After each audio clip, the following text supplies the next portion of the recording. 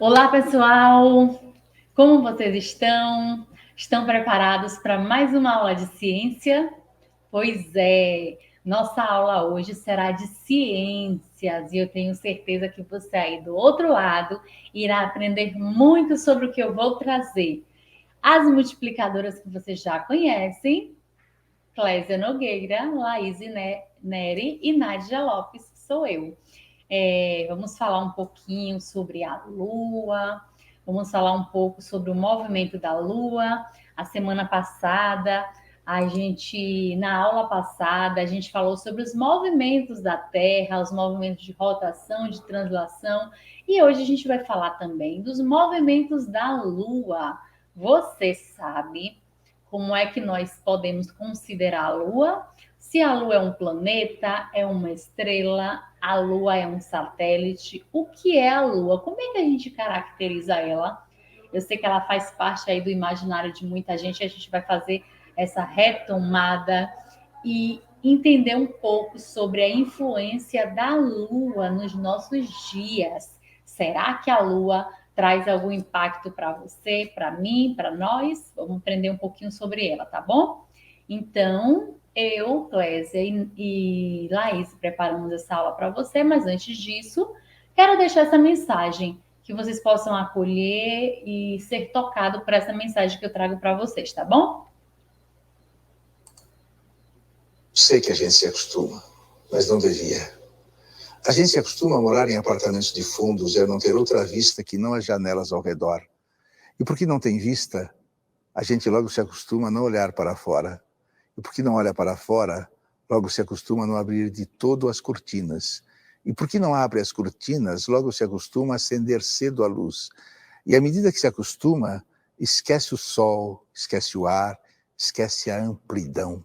A gente se acostuma a acordar de manhã sobressaltado porque está na hora, a tomar o café correndo porque está atrasado, a ler o jornal no ônibus porque não pode perder o tempo da viagem, a comer sanduíche porque não dá para almoçar, a sair do trabalho porque já é noite, a cochilar no ônibus porque está cansado, a deitar cedo e dormir pesado sem ter vivido o dia. A gente se acostuma a esperar o dia inteiro e ouvir no telefone: hoje eu não posso ir. A sorrir para as pessoas sem receber um sorriso de volta, a ser ignorado quando precisava tanto ser visto. A gente se acostuma a pagar por tudo o que deseja e o de que necessita.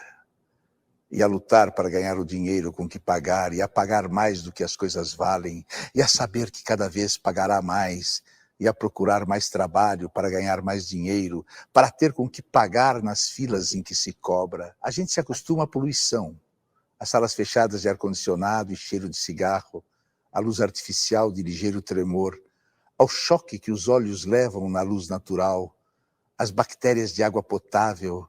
A gente se acostuma a coisas demais para não sofrer. Em doses pequenas, tentando não perceber, vai afastando uma dor aqui, um ressentimento ali, uma revolta acolá. Se a praia está contaminada, a gente molha só os pés e sua no resto do corpo. Se o cinema está cheio, a gente senta na primeira fila e torce um pouco o pescoço. Se o trabalho está duro, a gente se consola pensando no fim de semana. E se no fim de semana não há muito o que fazer, a gente vai dormir cedo e ainda fica satisfeito porque tem sempre sono atrasado. A gente se acostuma para não se ralar na aspereza, para preservar a pele, se acostuma para evitar feridas, sangramentos, para poupar o peito. A gente se acostuma para poupar a vida, que aos poucos se gasta, e que gasta de tanto se acostumar e se perde de si mesma. Texto, né, gente? Sei que a gente se Faz a acostuma. gente querer sair um pouco da zona de conforto, né? Mas vamos lá, vamos à nossa aula, vamos falar sobre ciências e, antes de tudo, vamos revisar, né? Vamos lembrar que na aula passada nós entendemos, né, que a contagem dos dias, dos meses, dos anos, ele está relacionado diretamente com o movimento da Terra, que a Terra tem dois movimentos O movimento que ela faz em torno de si a gente chama de rotação. O movimento que ela faz em torno do Sol a gente chama de translação. E esses dois movimentos são responsáveis diretamente pela contagem das horas, dos dias, dos meses, do ano bissexto, das estações do ano. Então, assim, tem muito impacto no nosso dia a dia essas informações e a gente não sabe, a gente não, no corre-corre, às vezes a gente não tem essa informação, a gente não busca, a gente não sabe. Mas a luz da estrela, né, a luz do Sol, ela impacta diretamente sobre o dia e a noite, as estações do ano, então tem as consequências desses movimentos. Então, a gente já aprendeu na aula passada, né, como surgiu a ideia de tempo, de contagem do tempo. A gente viu o período da história, né, que tudo começou, os estudos sobre os movimentos do planeta. A gente viu a descoberta, como eles descobriram, né, que a luz, que na verdade é a luz do Sol, é que causa o dia e a noite. Então, a gente fez essa retomada. Se você não assistiu a aula passada de ciências, ela se encontra no YouTube. Dá uma olhadinha, tá uma aula muito interessante, muito legal, mostrando, né, essas consequências dos movimentos da Terra. E hoje, né, a gente vai falar um pouquinho do movimento da Lua, né? Nós estudamos o movimento do planeta Terra, falamos sobre os dias, as noites. Ficou bem claro para vocês? Eu vou fazer uma retomada. Antes da gente falar sobre o movimento da Lua, eu vou fazer uma retomada para que fique fresco na memória de vocês, para que vocês não esqueçam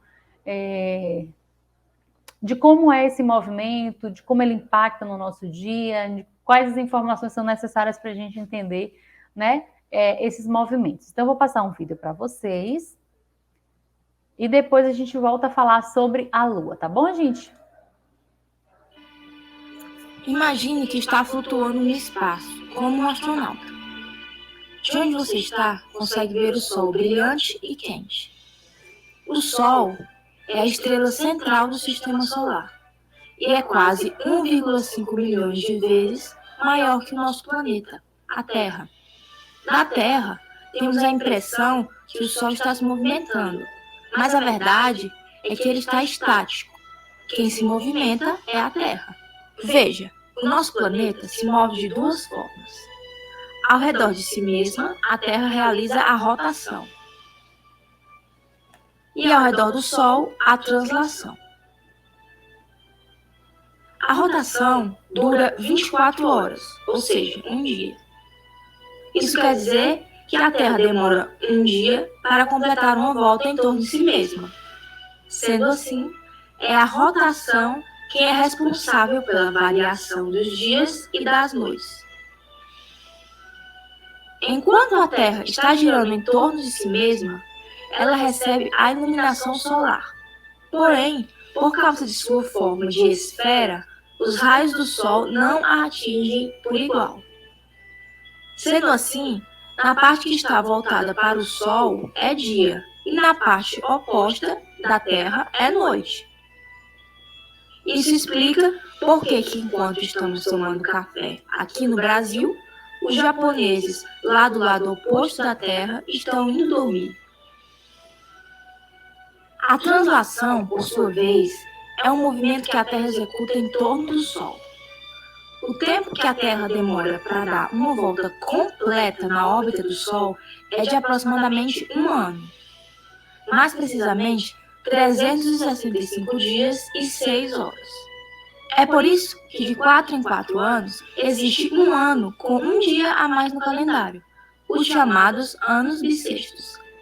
Sendo assim, a translação é responsável pelo fenômeno do passar dos anos.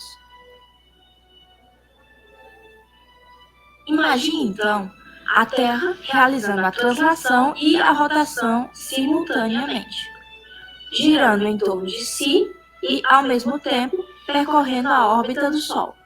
Ela faz isso o tempo todo, ou seja, nós estamos sempre em movimento.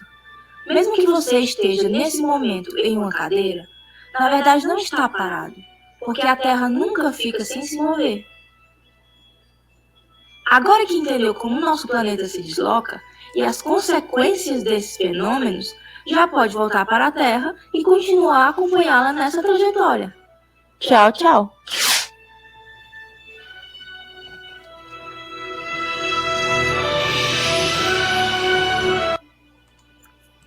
Muito bom a gente conhecer, né, um pouco mais sobre esses movimentos. A gente vê, né, que o impacto, né, que a luz do Sol tem sobre a Terra e os fenômenos que eles causam.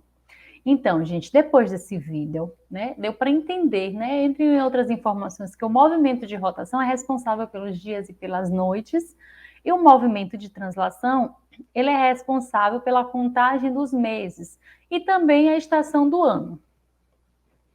Deu para ficar bem claro, né? Deu para a gente perceber que esses dois movimentos, eles provocam a passagem dos dias, a contagem do tempo, né? Então, a gente sabe também, além do que o vídeo falou, né? A gente já viu na aula passada que esse movimento que a Terra faz em torno dela própria dura 24 horas. E o movimento que ela faz em torno do Sol dura 365 dias e 6 horas.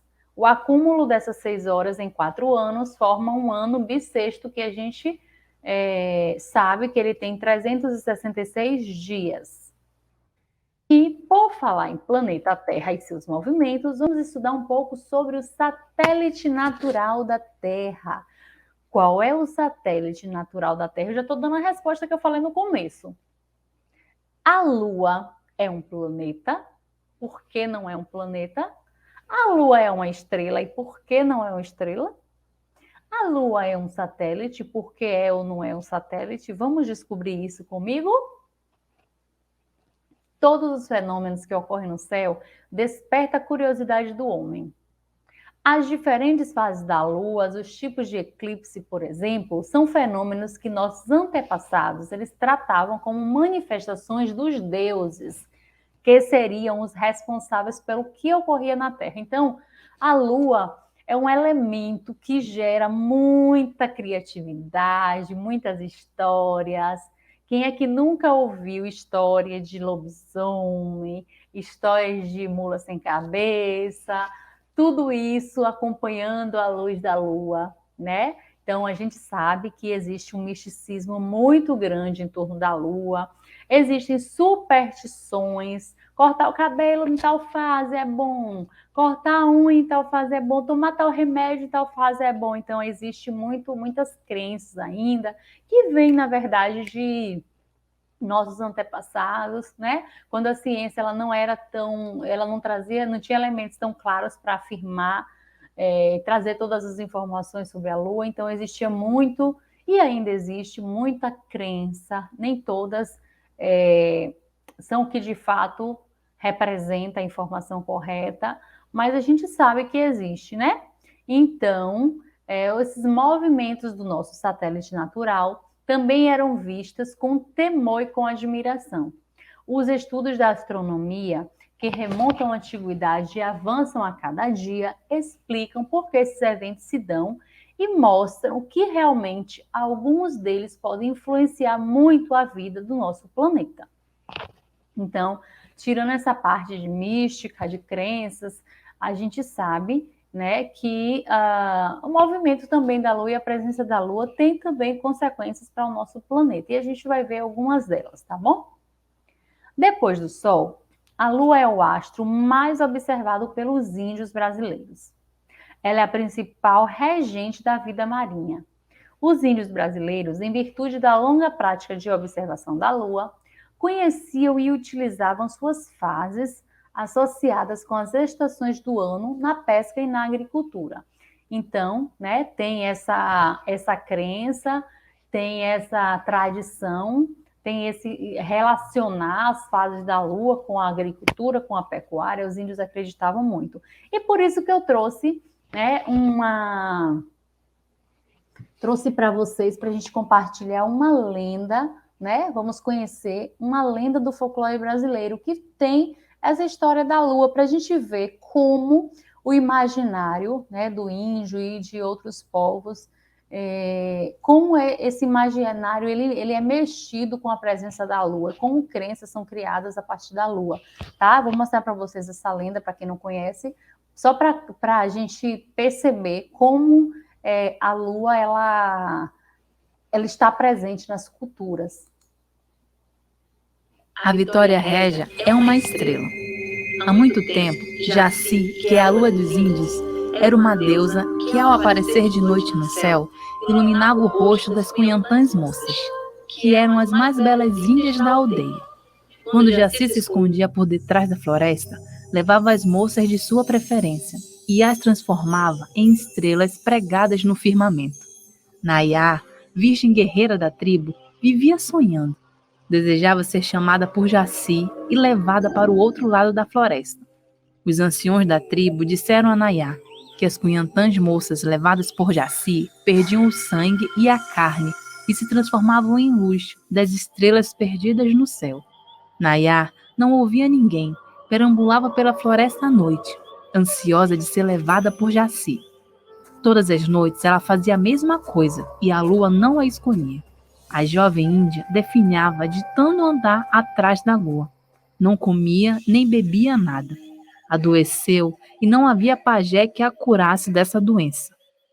Um belo dia, Nayá parou para descansar na beira do rio e viu no espelho d'água a imagem da deusa amada.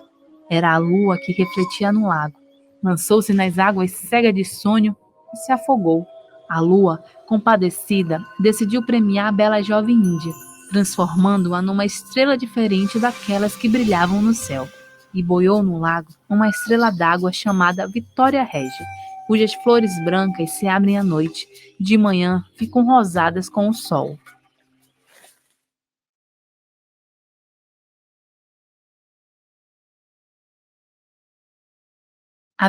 Dia a dia com informações referentes à Lua. Só foi mesmo para ilustrar para vocês, né, para mostrar como a Lua mexe com o imaginário das pessoas.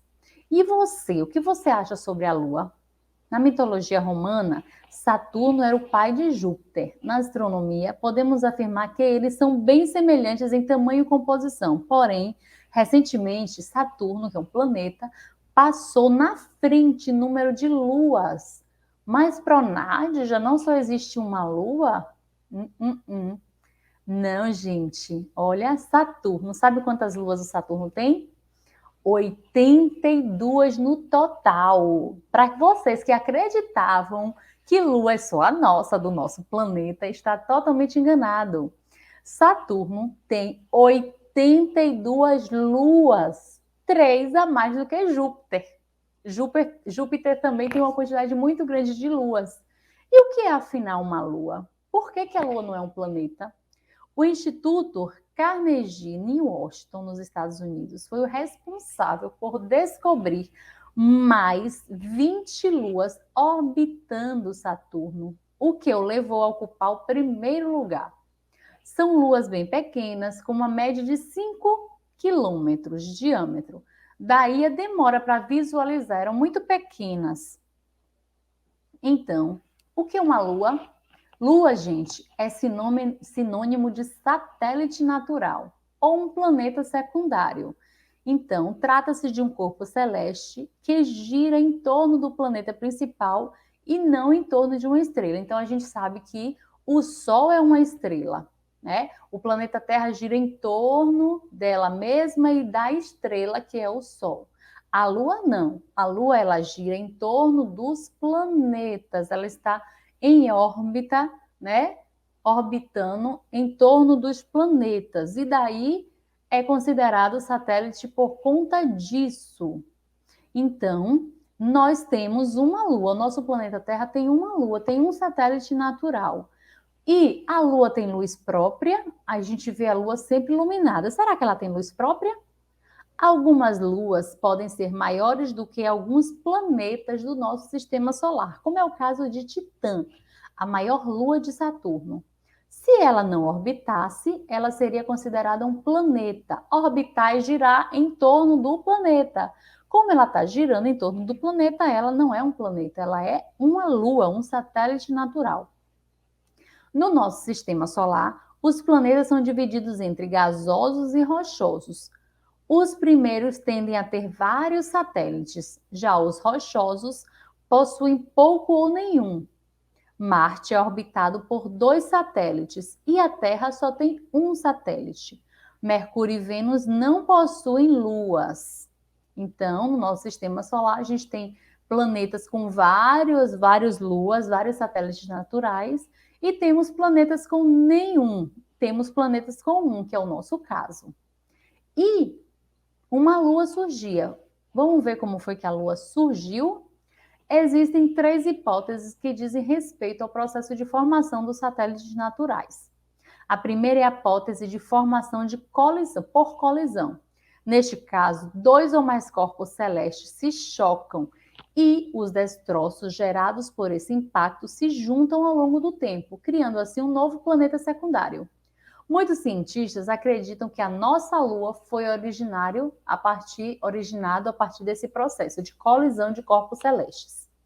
Também podem surgir por processo de captura, que ocorre quando o satélite tem em uma trajetória inicial, né? Está em uma trajetória inicial e é atraído pela gravidade do planeta, colocando-se assim em uma nova rota em torno daquele planeta que o atraiu.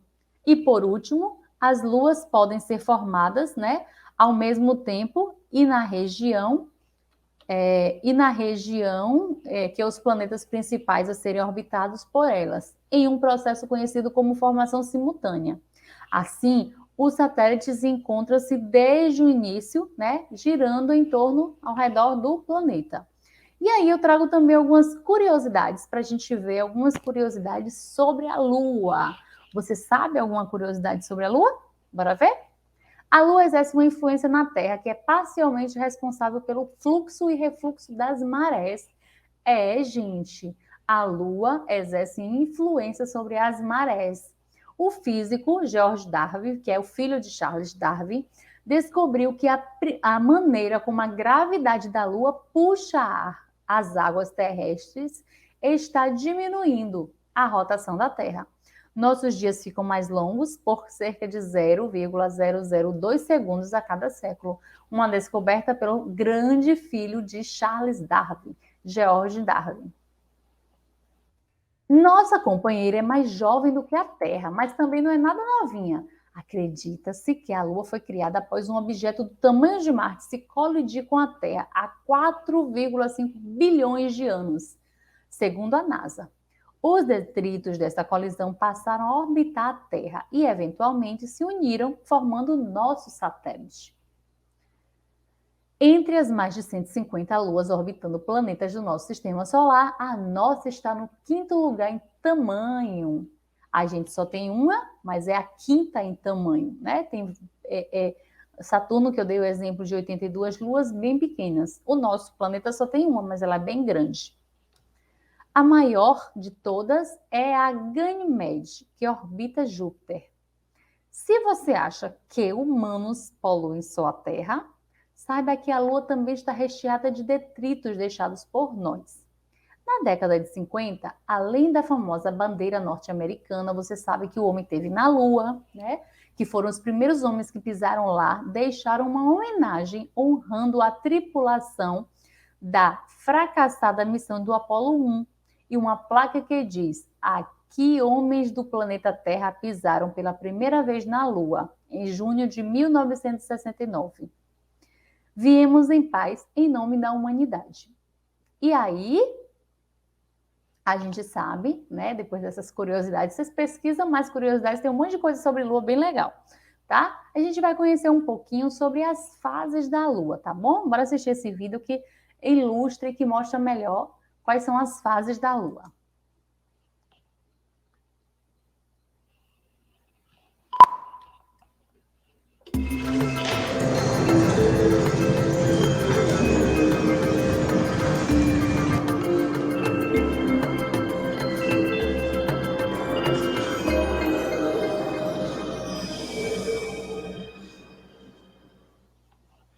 Fases da Lua são aspectos que observamos na superfície de nosso único satélite natural e que dependem das posições relativas do Sol, do nosso planeta e da própria Lua.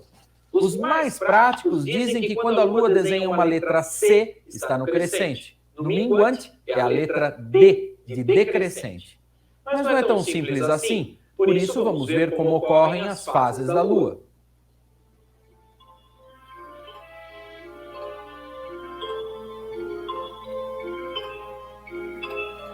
Há uma região da órbita lunar em torno da Terra onde praticamente nenhuma parte da luz solar é refletida de nosso satélite para o nosso planeta.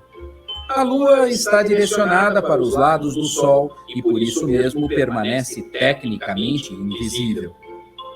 Essa é a fase que chamamos de nova. A Lua nova continua recebendo a luz do Sol, só que a gente não vê por causa da nossa posição. Rigorosamente, isso corresponde a um instante e uma posição no movimento da Lua. O que aparece no crescente é a porção visível da parte iluminada da Lua. Depois da nova, em cerca de uma semana, chega o quarto crescente. Nesse ponto, no planeta Terra, estamos vendo metade da metade iluminada da Lua, ou seja, um quarto da Lua. Por isso, chamamos essa posição de quarto crescente. Depois de uma semana, mais ou menos, a Lua está oposta ao Sol em relação ao observador aqui da Terra. A metade que nós vemos do nosso satélite está totalmente iluminada, está cheia de luz, sendo refletida para nós. Rigorosamente falando, existem momentos precisos para cada uma das fases, mas as pessoas, em geral, costumam estender os nomes das fases mais notáveis por até uma semana, ou no mínimo, alguns dias.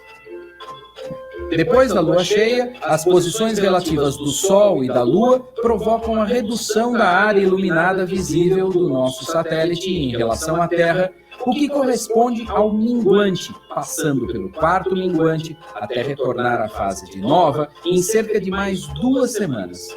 Todo o período demora perto de 29 dias e meio. Pensando nos horários em que vemos a Lua no céu, podemos tomar como referência o pôr do Sol. Perto da fase de nova, a Lua estará na direção do Sol. Isso significa que quando o Sol se puser, a Lua estará na mesma direção dele, nos primeiros dias desse ciclo. Quando a Lua estiver no crescente, ainda estará relativamente próxima do Sol. Na medida em que os dias passarem, o Sol vai se pôr e a Lua aparecerá cada vez mais alta no céu. Isso ocorre devido ao seu movimento próprio na direção oposta ao movimento aparente de todo o céu. Na lua cheia, ela nasce quase no pôr do sol e passa praticamente toda a noite brilhando. Na sequência desse movimento, a lua segue nascendo cada vez mais tarde, até que chega a passar o dia todo no céu. Ela brilha o suficiente para ser visível contra o céu azul do dia.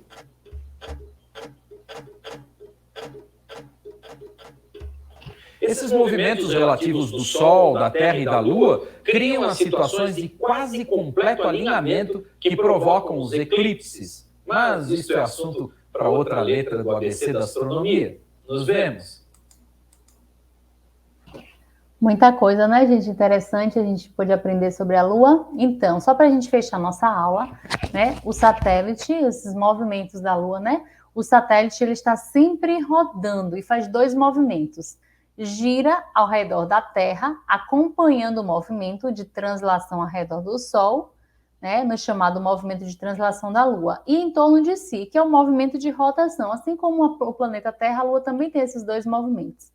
E o tempo que a Lua leva para dar uma volta ao redor do seu eixo é o mesmo que demora para dar uma volta completa em torno da Terra. Com isso, a parte da superfície da Lua voltada para a Terra é sempre a mesma.